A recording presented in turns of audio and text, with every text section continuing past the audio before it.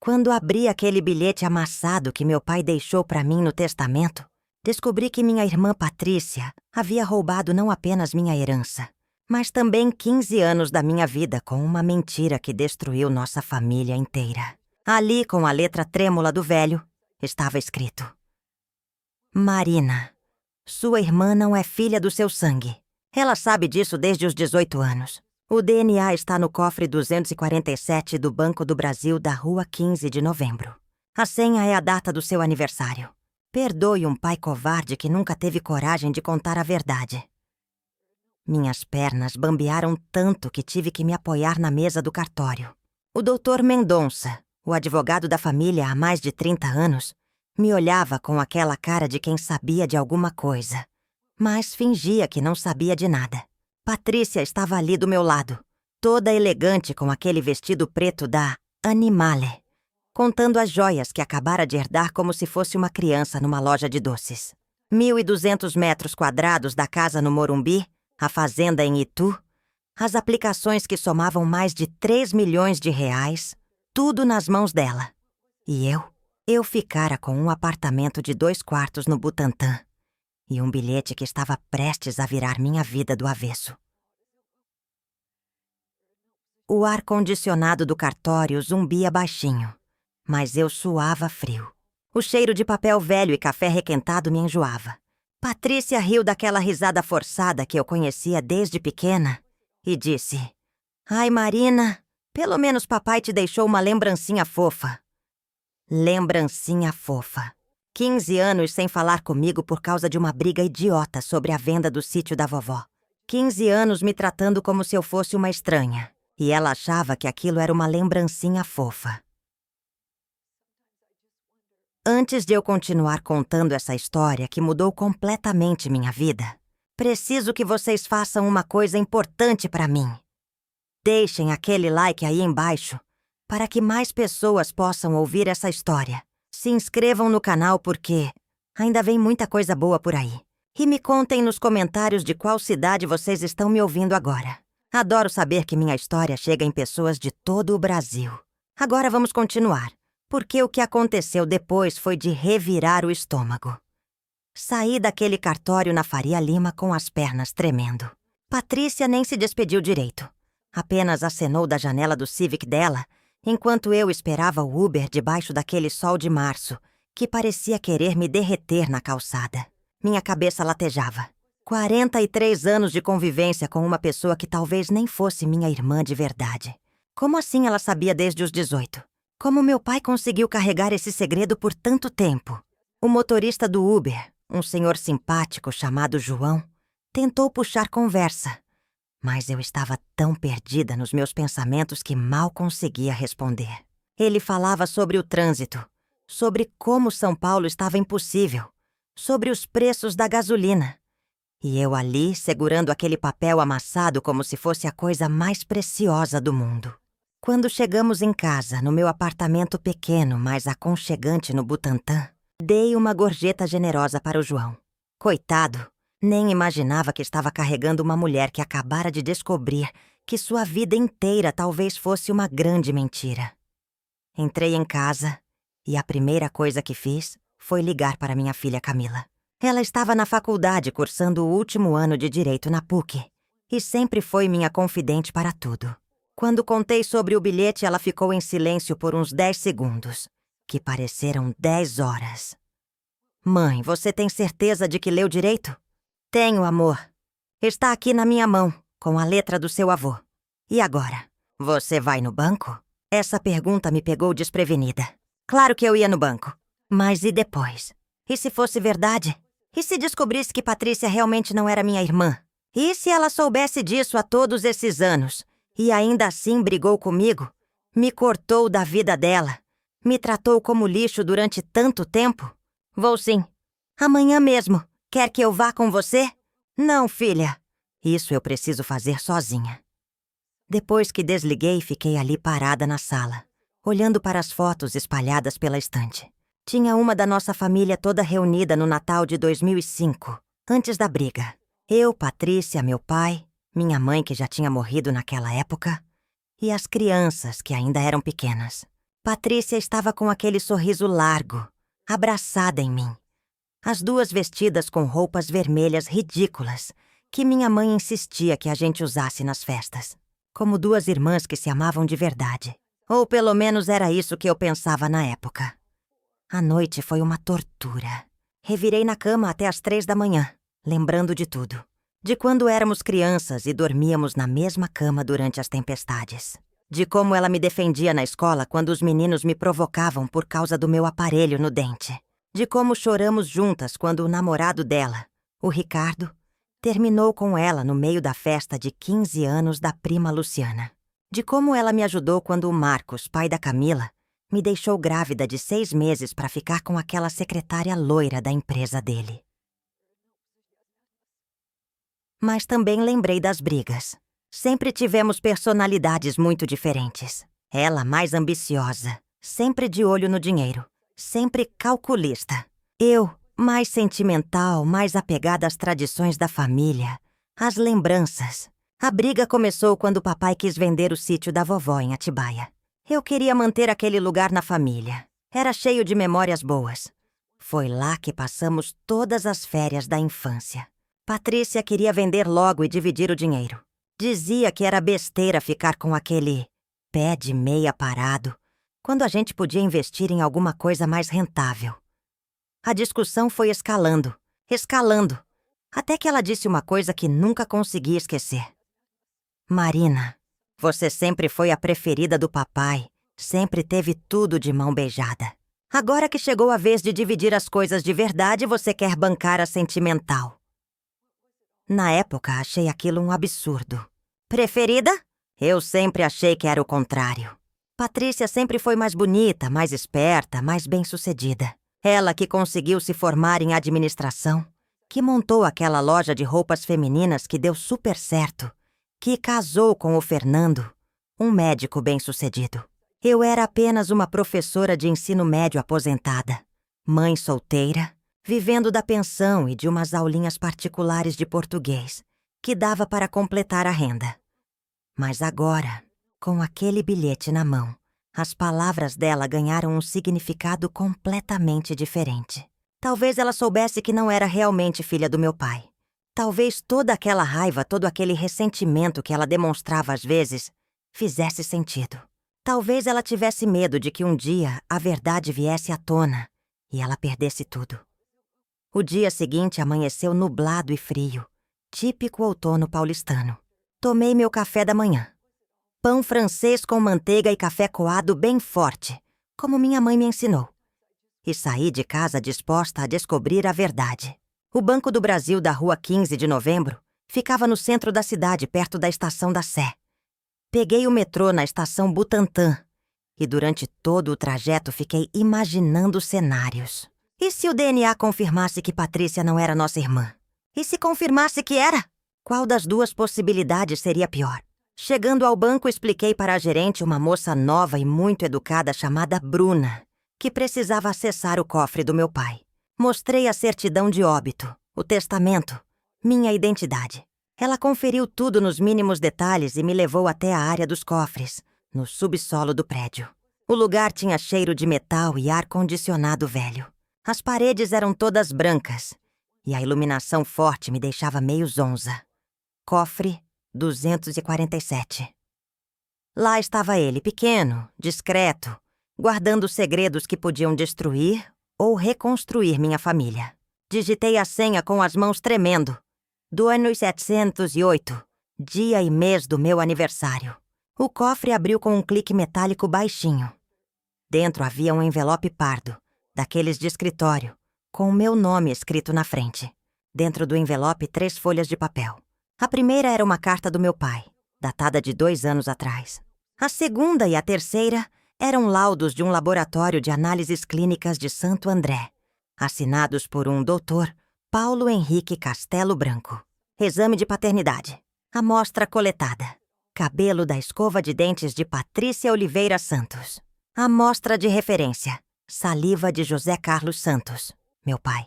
Resultado: probabilidade de paternidade, 0,00%. Sentei numa cadeira que havia ali perto e li a carta do papai.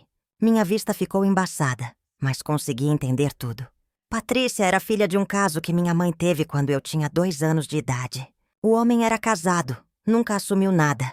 E minha mãe convenceu meu pai a registrar a criança como filha dele. Papai amou Patrícia como filha verdadeira por muito tempo. Mas quando ela completou 18 anos e começou a ficar muito interessada na herança da família, ele desconfiou e fez o exame às escondidas. Descobriu a verdade, mas nunca teve coragem de contar. Disse que contou para Patrícia num momento de raiva, durante uma das nossas brigas, e que ela o chantageou desde então, ameaçando contar para todo mundo e destruir a memória da minha mãe.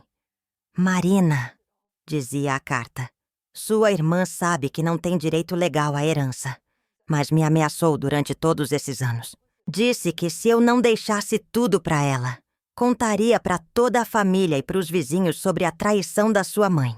Eu fui um covarde, filha. Perdoe este pai fraco que não teve coragem de enfrentar as consequências das escolhas que fez no passado. Saí do banco cambaleando, na rua 15 de novembro, com aquele movimento de sempre. Os vendedores ambulantes gritando, o cheiro de pastel e caldo de cana misturado com fumaça de ônibus. Eu me senti completamente perdida. Sentei num banco na Praça da Sé e fiquei ali, segurando aqueles papéis, tentando processar tudo. Minha irmã não era minha irmã. Ela sabia disso. Ela chantageou nosso pai. E eu, idiota, passei 15 anos me culpando pela briga, achando que tinha sido egoísta, achando que deveria ter cedido sobre o sítio. O pior de tudo era perceber que ela tinha planejado tudo. A frieza durante a leitura do testamento, o jeito como me tratou quando saímos do cartório, como se eu fosse um estorvo. Um detalhe insignificante que ela finalmente tinha conseguido eliminar da vida dela. 15 anos perdidos. 15 anos em que eu poderia ter convivido com meu pai, poderia ter cuidado melhor dele nos últimos anos de vida. Poderia ter sido uma filha presente em vez de ficar remoendo uma briga que, na verdade, nunca foi sobre um sítio. Agora eu tinha uma escolha a fazer. E essa escolha ia definir não apenas o meu futuro, mas também se minha família ia conseguir se recuperar dessa mentira gigantesca que durou uma vida inteira. Voltei para casa com aqueles papéis queimando na minha bolsa como se fossem brasas. O trajeto de metrô foi um borrão. Eu estava tão nervosa que quase desci na estação errada 2 vezes. Quando finalmente cheguei no meu apartamento, a primeira coisa que fiz foi ligar para Camila. Ela atendeu no primeiro toque, como se estivesse esperando. E então, mãe, o que você descobriu? Contei tudo para ela, desde o exame de DNA até a carta do avô dela. Do outro lado da linha, ouvi apenas o silêncio. Um silêncio pesado, daqueles que você sente fisicamente, como se alguém tivesse colocado uma pedra no seu peito. Mãe, eu sempre achei estranho o jeito que a tia Patrícia tratava você. Especialmente depois da briga. Como assim, amor? Não sei explicar direito, mas era como se ela tivesse raiva de você existir. Não só da briga, mas de você estar viva, sabe? Nas poucas vezes que a gente se encontrava em aniversários da família, ela falava de você como se você fosse... sei lá, como se você fosse um peso na vida dela. Aquilo me acertou igual um soco no estômago. Minha própria filha tinha percebido algo que eu, na minha ingenuidade, nunca tinha notado. Ou talvez tivesse notado, mas preferido ignorar. E agora, mãe? O que você vai fazer? Essa era a pergunta que me atormentava desde que saí do banco. Eu tinha provas de que Patrícia havia enganado a família inteira durante décadas. Eu tinha direito legal à herança que ela acabara de pegar. Mas também sabia que expor aquela verdade ia destruir a memória da minha mãe. Ia escancarar para todos os parentes, vizinhos, amigos da família que ela tinha traído meu pai. E, por mais que estivesse furiosa com Patrícia, eu amava minha mãe. Dona Carmen era uma mulher dedicada, carinhosa, que criou as 2 filhas com muito amor. Será que ela merecia ter sua memória manchada por causa de um erro que cometeu 40 anos atrás? Não sei, filha. Preciso pensar. Mãe, posso falar uma coisa? Como sua filha e como alguém que está estudando direito. Fala. Você tem que processar ela. Isso que ela fez tem nome. Apropriação indébita. Ela se apropriou de uma herança que não era dela por direito, usando chantagem. Isso é crime, mãe. Depois que desliguei, fiquei andando pela sala igual bicho enjaulado. Meu apartamento, que sempre foi meu refúgio, parecia minúsculo. 2 quartos, uma sala, uma cozinha americana, um banheiro. Tudo muito arrumadinho, muito limpo, mas de repente me sentia sufocada ali dentro. Abri as janelas para tentar respirar melhor. Mas nem o barulho dos carros na rua conseguia distrair minha cabeça. Resolvi fazer alguma coisa com as mãos para tentar me acalmar. Fui para a cozinha e comecei a preparar um bolo de fubá, receita da minha avó paterna, que minha mãe tinha me ensinado quando eu era criança.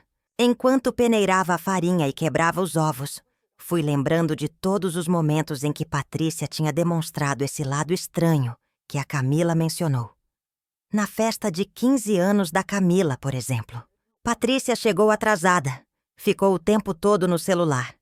E quando eu fui agradecer por ela ter vindo, ela disse: "Relaxa, Marina. Eu vim por educação mesmo." Na época, achei que era só o jeito ácido dela.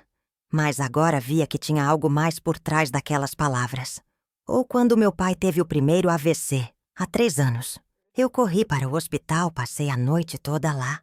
Cuidei de todos os detalhes da internação. Patrícia apareceu no dia seguinte. Ficou meia hora. E quando saiu, ouvi ela falando com o Fernando no corredor. Pelo menos a Marina se encarrega dessas coisas chatas. Eu não tenho paciência para ficar cuidando de velho doente.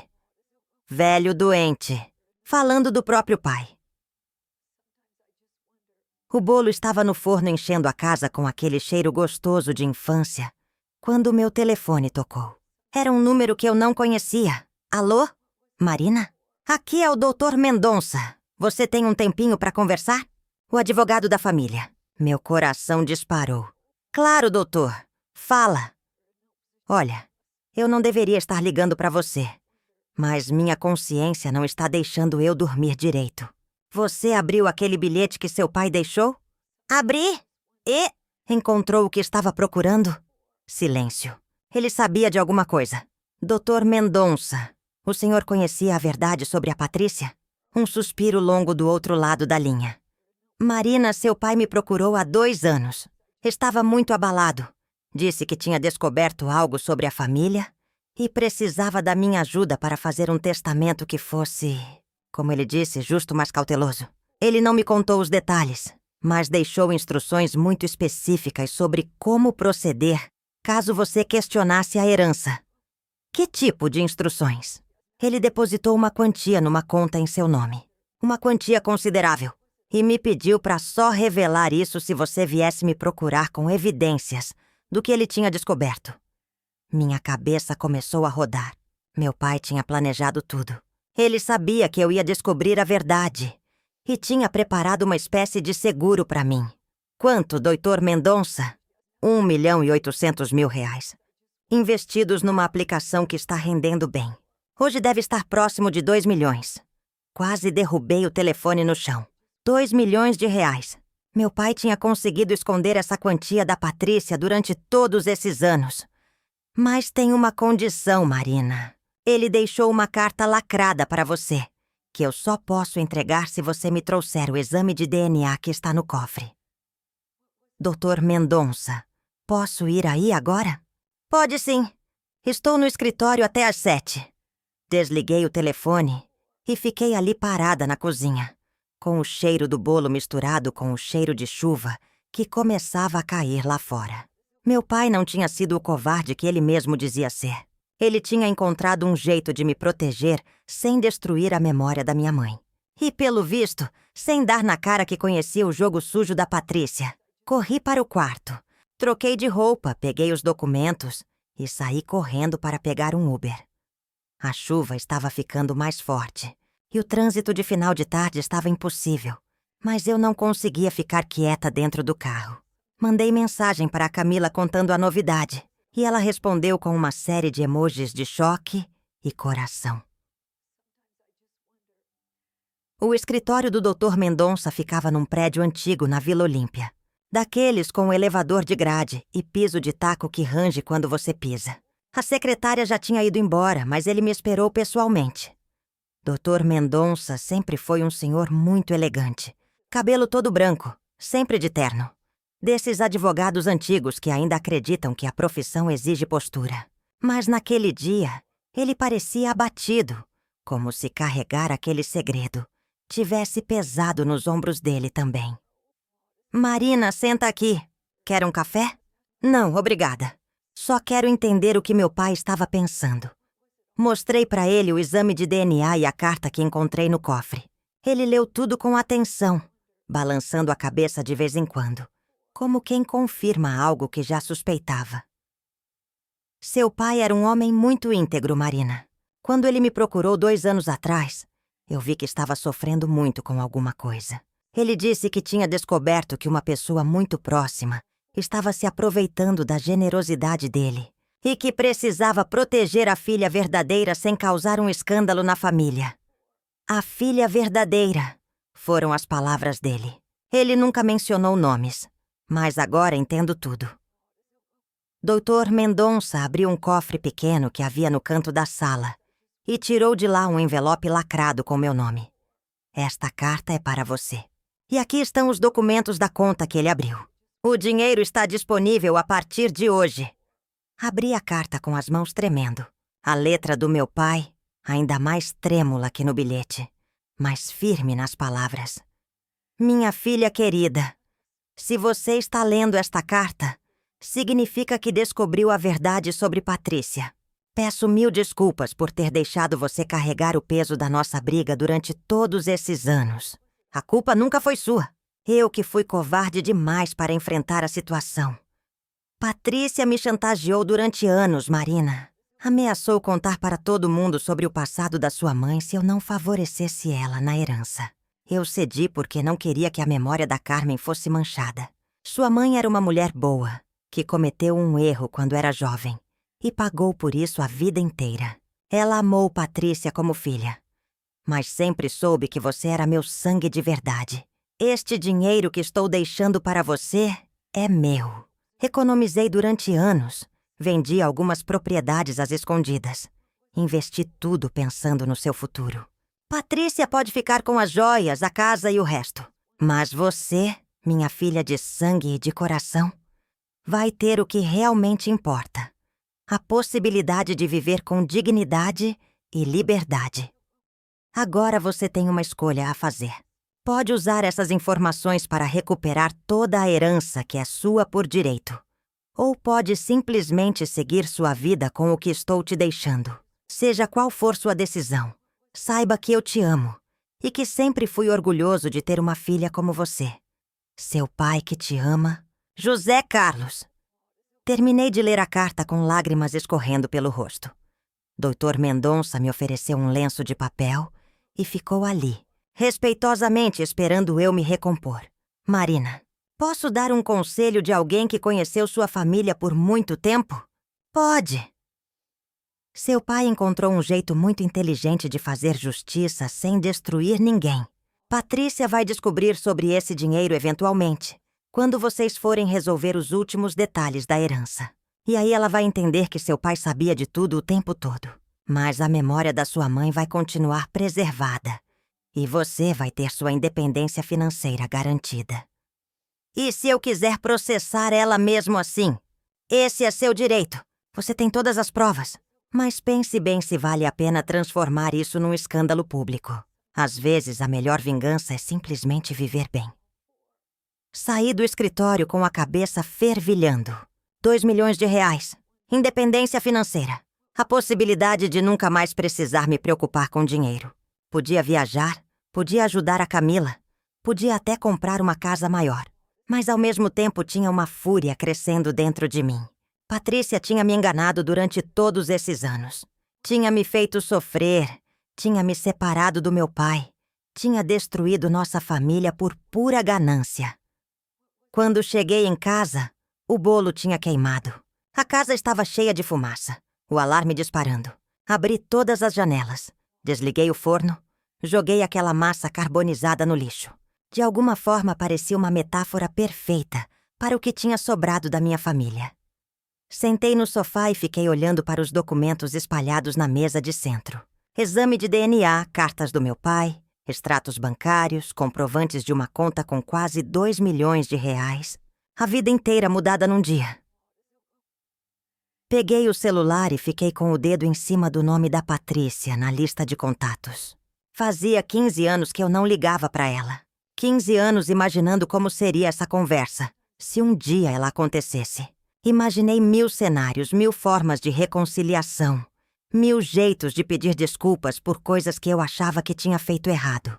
Nunca imaginei que a conversa seria sobre isso, mas ainda não estava pronta. Primeiro precisava decidir que Marina eu queria ser dali pra frente. A Marina que sempre engolia sapo e perdoava tudo, ou a Marina que finalmente ia lutar pelos próprios direitos.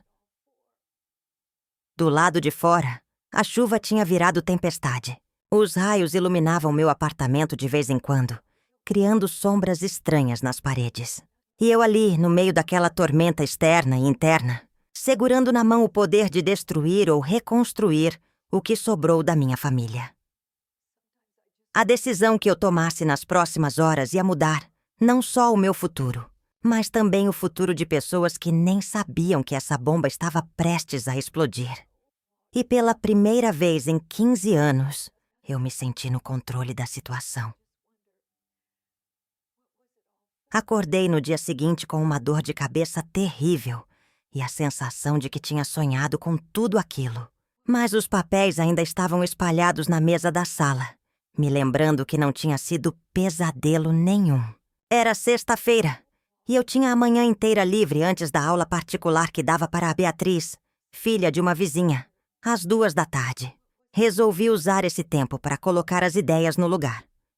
Fiz meu café bem forte, sentei na varanda do apartamento e comecei a anotar tudo num caderno velho que uso para fazer listas de compras. De um lado da página escrevi: se eu processar a Patrícia. Do outro lado, se eu deixar quieto.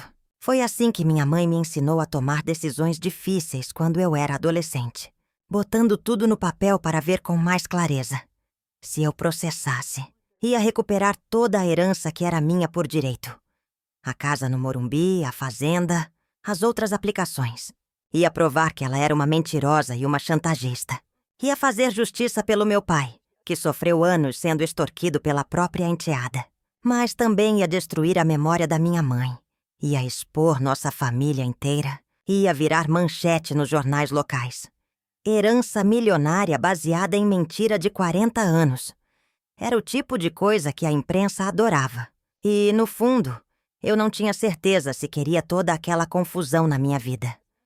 Se eu deixasse quieto, ia manter a paz, preservar a memória da mamãe, evitar o escândalo. Já tinha os 2 milhões que meu pai deixou, que era muito mais do que eu sonhei ter na vida. Podia viver bem, ajudar a Camila, ter uma vida tranquila. Mas a Patrícia ia continuar se achando a esperta, que conseguiu enganar todo mundo.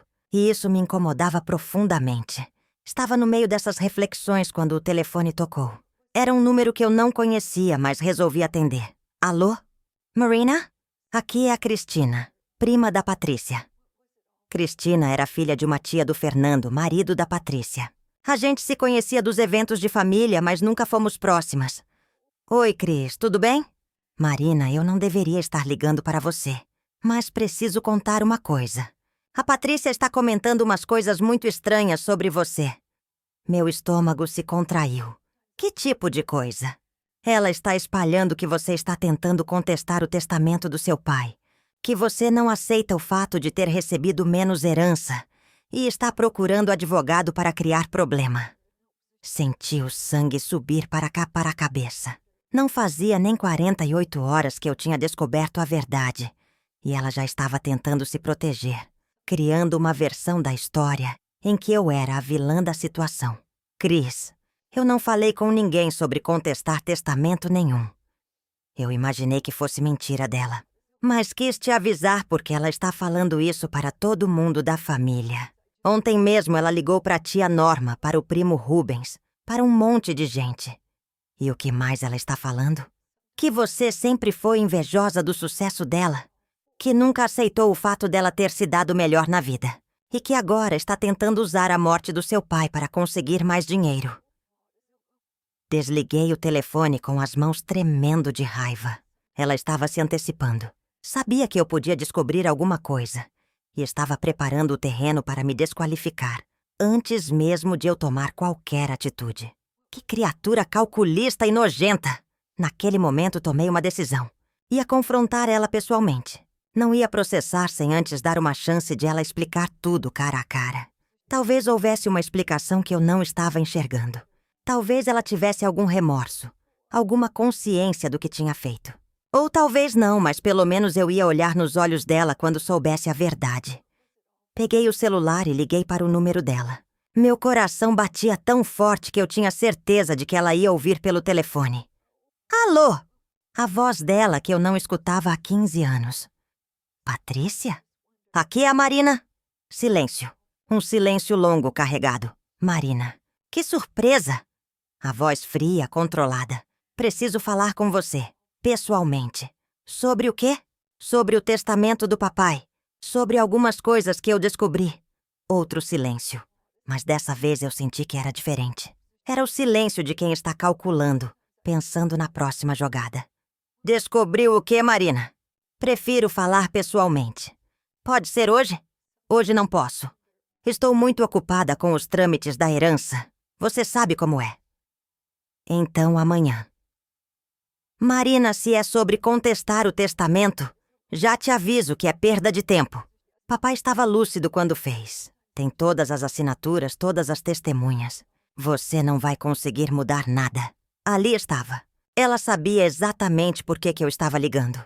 E já estava na defensiva. Patrícia, não é sobre contestar nada. É sobre entender algumas coisas. Pode ser amanhã de manhã? Onde? Na padaria do seu Zé, na Vila Madalena. Lembra? A gente ia lá com a mamãe quando éramos pequenas.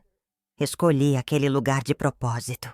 Era um ambiente neutro, público, mas também cheio de lembranças boas da nossa infância. Se havia alguma humanidade restando nela, talvez aquele lugar despertasse. Tá bem. 10 horas. Tá bem. Tchau, Patrícia. Tchau. Desliguei e fiquei ali parada, olhando para o telefone. A voz dela tinha mudado. Estava mais dura, mais calculada. Não era a voz da menina que dormia comigo na mesma cama durante as tempestades, nem da adolescente que me consolava quando eu chorava por causa de menino. Era a voz de uma estranha, de uma adversária. Passei o resto do dia tentando me concentrar na aula da Beatriz, mas não conseguia parar de pensar no encontro do dia seguinte. Como seria ver Patrícia cara a cara depois de tanto tempo? Como ela ia reagir quando eu mostrasse o exame de DNA? Será que ia negar? Ia tentar inventar alguma desculpa? Ou ia simplesmente assumir tudo e tentar negociar alguma coisa? Naquela noite liguei para a Camila e contei sobre a conversa com a Cristina e sobre o encontro marcado. Mãe, você tem certeza de que quer fazer isso sozinha? Tenho, amor. Isso é entre mim e ela. Toma cuidado. Mulher desesperada faz qualquer coisa. Ela não está desesperada ainda. Acha que está no controle da situação. Justamente por isso. Quando ela descobrir que não está, pode ser perigoso. Dormi mal naquela noite. Sonhei com minha mãe, com nossa infância, com domingos de manhã na padaria do seu Zé comendo pão doce e tomando leite com chocolate. Sonhei com Patrícia criança, de rabo de cavalo, rindo enquanto lambava o dedo cheio de doce de leite. Acordei com os olhos inchados de tanto chorar dormindo. Sábado de manhã chegou frio e cinzento. Me arrumei com cuidado. Escolhi uma roupa simples, mas elegante. Calça jeans escura, blusa social azul marinho, sapato baixo confortável. Queria estar apresentável, mas não intimidadora. Guardei todos os documentos numa pasta de couro marrom que tinha ganhado da Camila no Dia das Mães. A padaria do seu Zé continuava exatamente igual a 15 anos atrás. Mesas de mármore, cadeiras de madeira, balcão cheio de doces caseiros, o cheiro inconfundível de pão quente misturado com café coado na hora. Seu Zé já tinha morrido há alguns anos, mas a família continuou tocando o negócio exatamente como ele deixou. Cheguei 5 minutos atrasada de propósito. Não queria estar esperando, queria que ela me visse chegar. Patrícia já estava lá, numa mesa no fundo, mexendo no celular. Vestida impecavelmente como sempre. Blazer bege, calça alfaiataria, bolsa de couro cara, cabelo no cabeleireiro. Mesmo aos 45 anos, continuava uma mulher bonita. Mas havia algo diferente no rosto dela. Uma dureza que não existia quando éramos mais novas. Oi, Patrícia. Ela levantou os olhos do celular e me cumprimentou com um aceno de cabeça. Não levantou para me cumprimentar, não sorriu, não fez nenhum gesto de afeto. Marina. Senta aí. Sentei na cadeira em frente a ela. De perto pude ver que ela estava tensa. Havia pequenas rugas ao redor dos olhos que eu não lembrava. E ela tamborilava nos dedos na mesa. Um tique nervoso que ela tinha desde criança. Quer pedir alguma coisa? Um café com leite. Igual quando a gente era pequena. Por um segundo, algo passou pelo rosto dela. Uma lembrança, talvez. Mas logo a máscara fria voltou. E então, o que você queria falar comigo? Não perdi tempo com preâmbulos. Tirei a pasta da bolsa, coloquei em cima da mesa e abri. Primeiro mostrei o bilhete que meu pai tinha deixado no testamento. Você lembra desse bilhete? Ela olhou e sua expressão não mudou. Lembro. Um bilhete bobo que papai deixou para você. Patrícia, o que tem escrito aqui é uma instrução. Uma instrução para eu ir no Banco do Brasil da Rua 15 de Novembro, no cofre 247. Agora sim ela mudou de expressão. O rosto ficou pálido. E você foi? Fui. Tirei da pasta o exame de DNA e coloquei na frente dela. Suas mãos tremeram ligeiramente quando ela pegou o papel. Você já sabia, não sabia? Ela ficou em silêncio lendo o exame. Ou fingindo que estava lendo, porque eu tinha certeza de que ela já conhecia aquele resultado. Há quanto tempo você sabe, Patrícia? Desde os 18 anos. A voz saiu baixa, quase um sussurro. E mesmo assim você deixou eu brigar com papai? Mesmo assim você me cortou da sua vida? Mesmo assim você ficou com toda a herança sabendo que não tinha direito a nada? Ela levantou os olhos e me olhou de um jeito que eu nunca tinha visto antes. Havia raiva ali. Muito ódio. Direito? Marina, você quer falar de direito? Você que sempre foi a preferida, que sempre teve tudo de mão beijada, que nunca precisou lutar por nada na vida. Patrícia, você chantageou nosso pai durante anos. Eu protegi a memória da sua mãe, nossa mãe. Porque, independente de quem é filha de quem, Dona Carmen me criou como filha. Protegeu? Ou usou a memória dela para conseguir o que queria? Ela se inclinou para frente. E por um momento pensei que fosse me bater. Marina, você não sabe de nada. Você não sabe o que é crescer sabendo que você é um erro. Que você é o resultado de uma traição. Que sua existência é uma mentira que todo mundo finge aceitar. Mas você era amada, Patrícia. Papai te amou como filha. Mamãe te amou. Eu te amei como irmã. Amor condicionado. Amor baseado em mentira. E você? Você sempre soube que era a filha de verdade. Sempre teve a certeza do seu lugar na família. Eu estava começando a entender a dimensão da amargura dela. 40 anos de ressentimento acumulado. 40 anos se sentindo uma intrusa na própria família. Então você decidiu me punir pelo que nossa mãe fez? Eu decidi garantir meu futuro, porque eu sabia que uma hora a verdade ia aparecer. E quando aparecesse, eu ia ficar sem nada. E o dinheiro que papai deixou pra mim? Você sabia? Agora foi a vez dela ficar surpresa. Que dinheiro? Mostrei pra ela os documentos da conta. 2 milhões de reais. Ela ficou pálida como um fantasma. Ele sabia de tudo? Sabia. E deixou essa quantia pra mim porque sabia que você ia tentar me deixar sem nada. Patrícia ficou em silêncio por um longo tempo, olhando para os papéis. Quando finalmente falou, a voz saiu diferente. Mais fraca, mais humana. Marina, eu sei que você me odeia agora. Eu não sei o que eu sinto por você. Mas preciso que você entenda uma coisa. Eu nunca quis ser filha de outro homem. Nunca quis ser um erro. Nunca quis ter nascido de uma traição. Mas nasci. E tive que viver a vida inteira sabendo disso. E achou que me fazer sofrer ia resolver alguma coisa? Achei que pelo menos uma vez na vida as coisas iam ser mais fáceis para mim do que para você. Ficamos ali, as duas em silêncio, com 15 anos de mágoa, espalhados em cima daquela mesa de mármore. Eu olhava para ela e via, ao mesmo tempo, a menina que eu amava como irmã e a mulher que tinha destruído nossa família. E agora, Marina? Você vai me processar? Essa era a pergunta que eu não sabia responder. Não sei ainda. Se você fizer isso, vai destruir tudo. A memória da sua mãe, a reputação da família, tudo. E se eu não fizer, você vai continuar vivendo como se nada tivesse acontecido. E qual é o problema nisso? Você tem seus 2 milhões. Eu tenho a herança. Todo mundo sai ganhando. Todo mundo menos os 15 anos que eu perdi longe do meu pai por causa da sua mentira. Ela não respondeu. Sabia que não tinha resposta para isso. Levantei da mesa, guardei todos os documentos na pasta e olhei para ela uma última vez.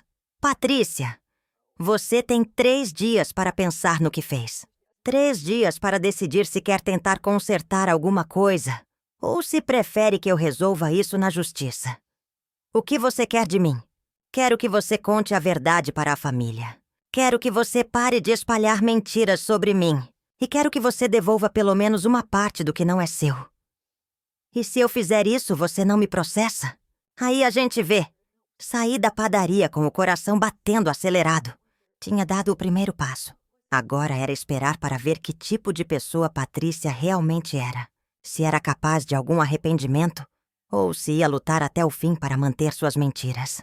De uma coisa eu tinha certeza. Os próximos 3 dias iam definir o futuro da nossa família para sempre. Os 3 dias que se seguiram foram os mais longos da minha vida. Segunda-feira passou arrastada, sem nenhum sinal da Patrícia. Terça-feira também. Eu ficava olhando para o celular a cada 5 minutos, esperando uma ligação, uma mensagem, qualquer coisa. Nada. Na quarta-feira de manhã, comecei a me preparar mentalmente para procurar um advogado especialista em herança. Mas às 2 da tarde de quarta-feira, meu telefone tocou. Era ela. Marina? Posso ir na sua casa? Preciso falar com você. A voz estava diferente. Menos controlada, mais quebrada. Pode vir. 1 hora depois, ela estava na porta do meu apartamento. Quando abri, levei um susto. Patrícia parecia ter envelhecido 10 anos em 3 dias. Estava sem maquiagem, o cabelo meio despenteado, vestindo uma roupa simples, jeans e camiseta branca. Nada a ver com a mulher sempre impecável que eu conhecia. Entra. Ela entrou e ficou ali parada na sala, olhando ao redor como se estivesse vendo o lugar pela primeira vez. E de fato estava. Ela nunca tinha vindo no meu apartamento. Quer um café? Quero. Fui para a cozinha preparar o café e ela me seguiu. Ficou encostada no batente da porta, me observando enquanto eu mexia na cafeteira. Marina, eu preciso contar uma coisa que você não sabe. Fala. Não é só sobre a herança. Tem outras coisas. Senti um frio na barriga. Será que havia mais segredos? Que outras coisas? Senta aqui primeiro. Nos sentamos na mesinha da cozinha, com 2 xícaras de café fumegando entre nós. Patrícia ficou mexendo na xícara por um tempo, como se estivesse juntando coragem. Marina, quando eu tinha 17 anos, a mamãe me contou a verdade sobre meu pai biológico. Ela contou? Contou. Disse que tinha se apaixonado por um homem casado, que tinha sido uma coisa séria, que ela chegou até a pensar em fugir com ele. Mas quando descobriu que estava grávida, ele desapareceu. Disse que não podia largar a família dele. Eu ouvia em silêncio, tentando processar essas informações sobre minha mãe, que eu nunca soube. Mas o pior não foi isso, Marina. O pior foi descobrir quem era esse homem. Quem era? Patrícia respirou fundo. O Dr. Armando. O pediatra que cuidava de você quando era bebê. Senti como se tivesse levado um soco no estômago. Dr. Armando era um homem respeitado na Vila Madalena. Tinha consultório há décadas. Cuidou de várias crianças da região. E era casado com Dona Lucia, uma senhora muito religiosa que eu via na missa de domingo. Marina, você não entende o que isso significava para mim. Toda vez que você ficava doente e a gente ia no consultório dele, eu tinha que olhar para o meu pai biológico, fingindo que ele era apenas o médico da família. Ele me olhava e não demonstrava nenhum reconhecimento, nenhum carinho, nada. Era como se eu fosse invisível. As peças começaram a se encaixar na minha cabeça. A relutância de Patrícia em me acompanhar quando eu precisava ir ao médico. O jeito estranho como ela se comportava no consultório do Dr. Armando. Uma vez, continuou Patrícia, quando eu tinha uns 12 anos, tentei falar com ele. Esperei você sair da sala e perguntei se ele não me reconhecia. Sabe o que ele disse? Menina, você está confundindo as coisas. Eu não te conheço. E ainda ameaçou contar para o papai que eu estava inventando histórias. Patrícia? Não, deixa eu terminar. Aos 17 anos, quando a mamãe me contou tudo, eu fui confrontar ele de novo. Dessa vez ele admitiu, mas disse que se eu contasse alguma coisa para alguém, ele ia negar tudo e ainda ia espalhar que nossa mãe era uma mulher de vida fácil. Comecei a entender a dimensão do sofrimento dela. Não era só ser filha de uma traição. Era saber quem era o pai e ter que conviver com a rejeição dele durante anos. Ele ainda está vivo? Morreu ano passado. Câncer de pâncreas. E a família dele? A dona Lucia nunca soube de nada. Os filhos dele também não. Para o mundo inteiro, ele era um homem íntegro. Um bom médico. Um marido fiel. Ficamos em silêncio por um tempo. Eu tentava digerir todas essas informações, reprocessar toda a história da nossa família à luz dessas revelações. Patrícia, por que você nunca me contou isso? Porque você ia querer fazer alguma coisa. Você sempre foi justiceira, sempre quis consertar as coisas. E eu só queria esquecer. Mas isso não justifica o que você fez comigo e com papai.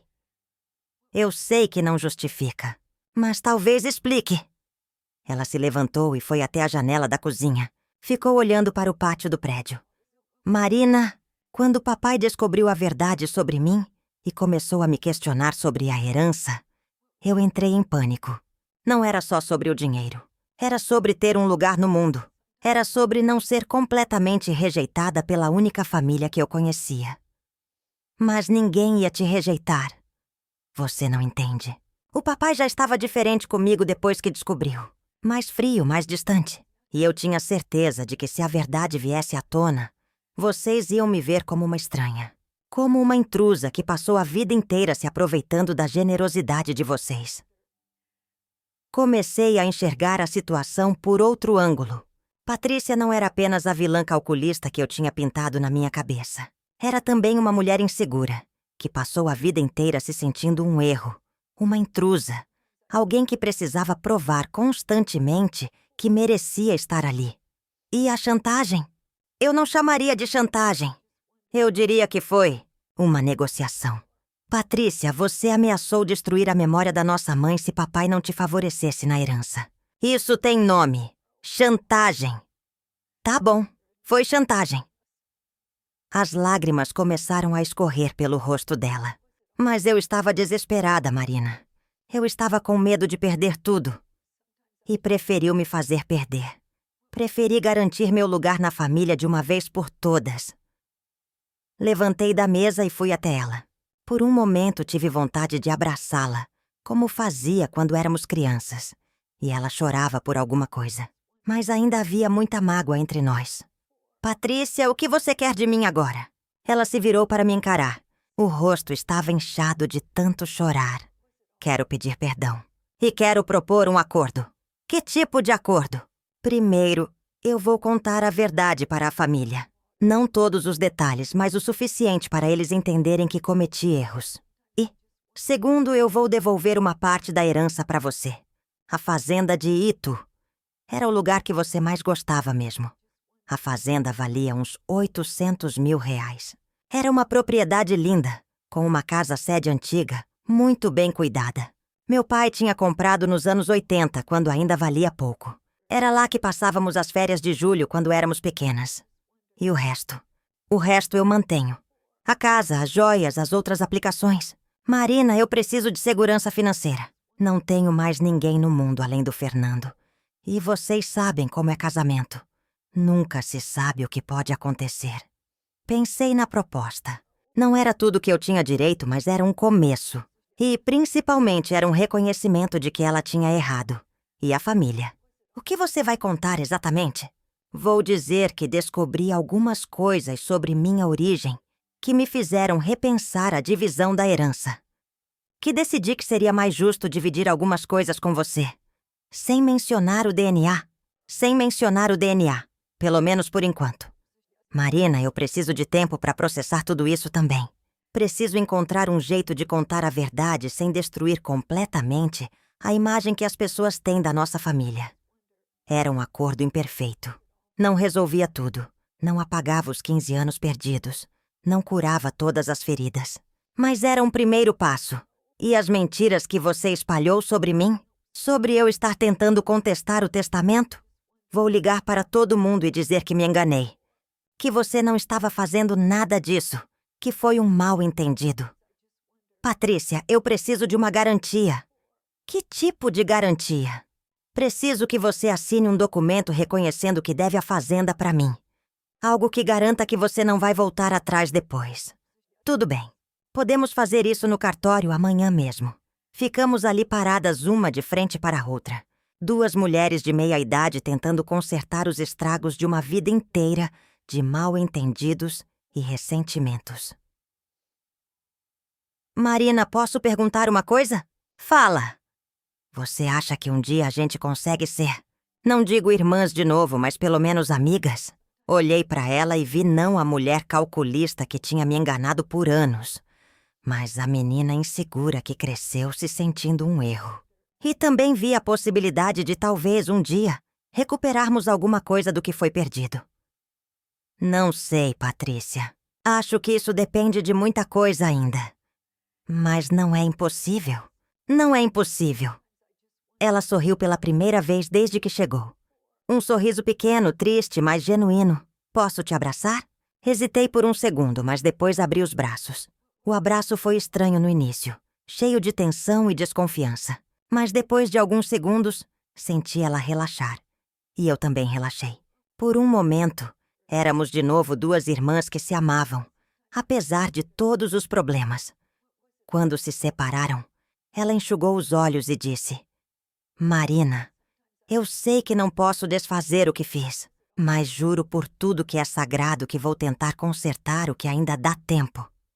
É tudo que eu posso pedir por enquanto. Ela foi embora logo depois, prometendo que ia começar a fazer as ligações para a família ainda naquela noite. Ficou combinado que no dia seguinte íamos ao cartório para formalizar a transferência da fazenda. Depois que ela saiu, sentei no sofá e fiquei pensando em tudo o que tinha acontecido. Em 3 dias, minha vida tinha mudado completamente. Descobri que minha irmã não era minha irmã. Descobri que minha mãe tinha tido um caso com o médico da família. Descobri que meu pai havia me deixado uma fortuna. E agora parecia que estava começando a entender toda a complexidade dos sentimentos que envolviam nossa família. Não era uma história simples de vilão e mocinho. Era uma história de pessoas machucadas tentando sobreviver aos erros que cometeram e aos erros que foram cometidos contra elas. Liguei para a Camila para contar as novidades. Mãe, você tem certeza de que pode confiar nela? Não tenho certeza de nada, filha. Mas decidi dar uma chance. E se ela voltar atrás? Aí eu processo ela e recupero tudo na justiça. Agora eu tenho todas as provas que preciso. Pelo menos você não está mais naquela posição de fraqueza. Era verdade. Independentemente do que acontecesse com Patrícia, eu não estava mais indefesa. Tinha os 2 milhões que meu pai me deixou. Tinha todas as provas da fraude. E tinha um acordo para recuperar pelo menos uma parte da herança. Mas, principalmente, tinha recuperado algo que pensei que tinha perdido para sempre. A sensação de que minha vida fazia sentido. Durante 15 anos, carreguei o peso de uma culpa que não era minha. Durante 15 anos, me senti como a filha egoísta que tinha brigado com o pai por causa de dinheiro. Agora sabia a verdade. E a verdade, mesmo sendo complicada e dolorosa, era libertadora. Naquela noite, dormi melhor do que tinha dormido em semanas. Sonhei com a fazenda de Itu, com as manhãs de domingo quando acordávamos com o cheiro de café coado no fogão a lenha e o som dos passarinhos na varanda. Sonhei com a possibilidade de voltar para lá, de reformar a casa, de passar os fins de semana naquele lugar cheio de lembranças boas. E pela primeira vez em muito tempo, sonhei com um futuro que não fosse apenas sobrevivência, mas sim vida plena. O dia seguinte começou com uma ligação da Camila bem cedo, às 7 da manhã. Mãe, você precisa ver o que está acontecendo no WhatsApp da família. O que foi? A tia Patrícia mandou uma mensagem no grupo explicando sobre a herança. E, pelo visto, não foi bem como vocês combinaram. Meu coração disparou. Peguei o celular e abri o grupo da família, onde estavam todos os primos, tios, cunhados. A mensagem da Patrícia estava lá, enviada às 6 da manhã. Pessoal, preciso compartilhar algo importante com vocês. Depois de muito refletir sobre o testamento do papai, decidi que não foi justo a divisão que ele fez. A Marina sempre foi uma filha dedicada e eu, movida por ciúmes e ambição, acabei influenciando o papai contra ela nos últimos anos. Por isso, decidi devolver parte da herança para ela. Especificamente a fazenda de Itu, que ela sempre amou mais do que eu. Peço perdão publicamente para minha irmã pelos anos de briga desnecessária e espero que ela possa me perdoar. Às vezes precisamos de uma perda para entender o valor das pessoas que amamos. Marina, me perdoa? Li aquela mensagem 3 vezes. Não era exatamente o que tínhamos combinado, mas era melhor do que eu esperava. Ela tinha admitido publicamente que estava errada. Tinha assumido a responsabilidade pela briga. E tinha sido específica sobre o que ia devolver. E não tinha mencionado nada sobre DNA ou paternidade. As respostas começaram a chegar rapidamente. Tia Norma, que bom que vocês se resolveram. A família precisa estar unida. Primo Rubens. Marina sempre foi gente boa. Que bom que a Patrícia reconheceu isso. Prima Luciana. Emocionada aqui. Amo vocês duas. Mas teve uma resposta que me chamou a atenção. Era do Fernando, marido da Patrícia. Patrícia, que mensagem linda! Estou orgulhoso da mulher que me casei. A Marina sempre foi especial para nossa família. Aquilo me pegou de surpresa. Fernando sabia da verdade? Ou Patrícia tinha contado para ele alguma versão da história? Resolvi responder no grupo também. Patrícia, obrigada pela generosidade e pela coragem de reconhecer os erros. Eu também peço perdão pelos meus erros. Que a gente possa reconstruir nossa relação aos poucos. Te amo, irmã. Não era mentira. Apesar de tudo, eu ainda amava ela. Ou pelo menos amava a memória do que ela já foi para mim. 2 horas depois, Patrícia me ligou. Marina, você viu as mensagens? Vi. Gostei do que você escreveu.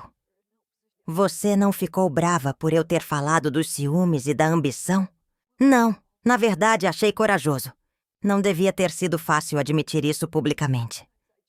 Não foi mesmo. Mas era necessário. E o Fernando? Ele sabe de alguma coisa? Contei pra ele ontem à noite. Não tudo, mas o suficiente.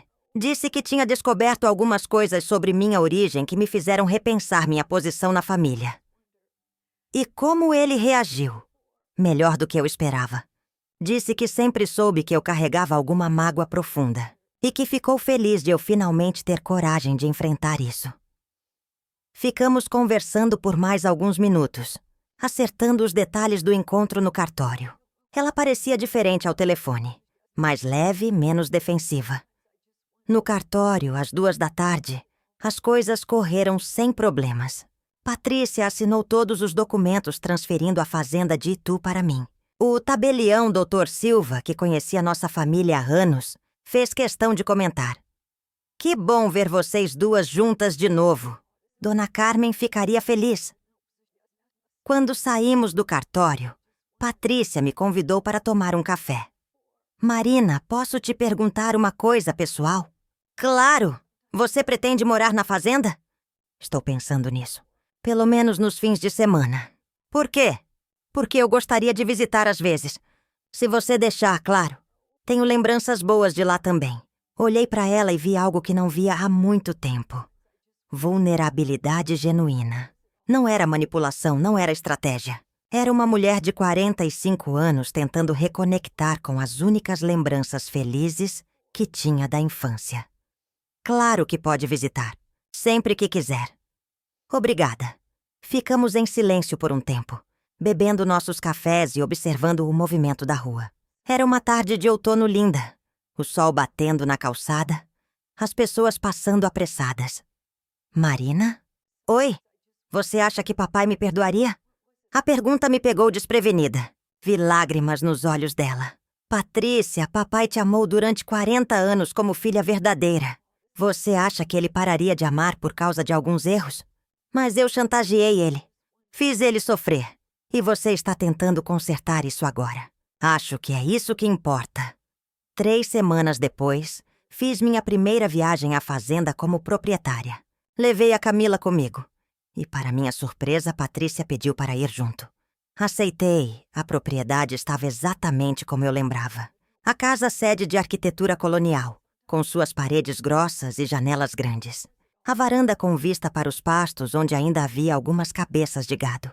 O pomar com árvores frutíferas que meu pai plantou nos anos 90. O lago artificial onde pescávamos lambari quando crianças. Nossa, que lugar lindo! Disse Camila. Mãe, você tem que vir morar aqui. Estou pensando seriamente nisso. Patrícia ficou mais quieta, caminhando pelos cômodos da casa como quem revisita um sonho antigo. No quarto que era nosso quando éramos crianças, ela parou na frente da janela que dava para o pomar. Marina, você lembra quando a gente brincava de casinha aqui? Lembro. Você sempre queria ser a mãe e eu tinha que ser a filha. É porque eu queria ter controle sobre alguma coisa na vida. Aqui eu podia fingir que era realmente dona do meu lugar no mundo. Foi nesse momento que entendi completamente a dimensão do que ela tinha vivido. Uma criança que passou a infância inteira brincando de ter um lugar seguro na família porque, no fundo, sempre soube que seu lugar era frágil. Patrícia, você sempre teve um lugar seguro na nossa família. O problema é que você não conseguia acreditar nisso. Eu sei disso agora, mas demorei 40 anos para entender. No fim de semana seguinte, comecei os preparativos para me mudar definitivamente para a de fazenda. Com os 2 milhões que meu pai me deixou, podia fazer uma reforma completa na casa, modernizar a propriedade e ainda sobrar dinheiro para viver confortavelmente pelo resto da vida. Patrícia me ajudou com a mudança, não apenas financeiramente. Ela insistiu em pagar a empresa de mudanças, mas também fisicamente, empacotando caixas, organizando móveis, limpando a casa. Era como se estivesse tentando compensar todos os anos perdidos através de pequenos gestos de cuidado. 1 mês depois da mudança, numa tarde de domingo, ela apareceu na fazenda sem avisar. Estava diferente. Cabelo mais curto, menos maquiagem, roupas mais simples. Posso entrar? Claro. O que houve? Marina, preciso contar uma coisa para você. Meu coração apertou. Será que tinha descoberto mais algum segredo? Separei do Fernando. O quê? Por quê? Porque ele nunca me amou de verdade. Ele se casou com uma mulher bem-sucedida, com a herança, com o status social. Quando contei para ele sobre minha origem, sobre os problemas com nossa família, ele mudou comigo. Ficou mais distante, mais frio. Sinto muito, Patrícia. Não sinta. Foi libertador. Pela primeira vez na vida, estou sozinha, mas estou sendo eu mesma. Não estou representando um papel para ninguém. Ela se sentou na varanda e ficou olhando para o pasto. Marina, posso fazer uma proposta maluca? Fala. Que tal eu alugar a casa da cidade e vir morar aqui com você? Não permanentemente, mas por um tempo. Enquanto eu me reorganizo. Enquanto descubro quem eu sou, quando não estou tentando impressionar ninguém. A proposta me pegou completamente desprevenida. Morar com Patrícia? Depois de tudo que aconteceu? Você tem certeza? Tenho. Marina, eu passei a vida inteira fugindo de mim mesma. Mentindo, manipulando, tentando controlar tudo. Agora eu quero tentar ser apenas eu. E acho que aqui, neste lugar cheio de lembranças boas, eu consigo descobrir quem é essa pessoa. Pensei na proposta. A casa era grande e tinha vários quartos. E, no fundo, a ideia de ter companhia na fazenda não era ruim. Mesmo sendo a companhia de alguém que me machucou tanto. Tá bem, mas com algumas condições. Quais? Primeira, nada de mentiras entre a gente. Se tiver algum problema, a gente conversa. Segunda, você vai me ajudar a cuidar da propriedade. Não é hotel aqui. Terceira, se não der certo, você sai sem drama. Aceito todas as condições. E foi assim que... Aos 63 anos, me vi morando novamente com minha irmã, que não era minha irmã, numa fazenda no interior de São Paulo, tentando reconstruir uma relação que pensava estar destruída para sempre. Os primeiros meses foram difíceis.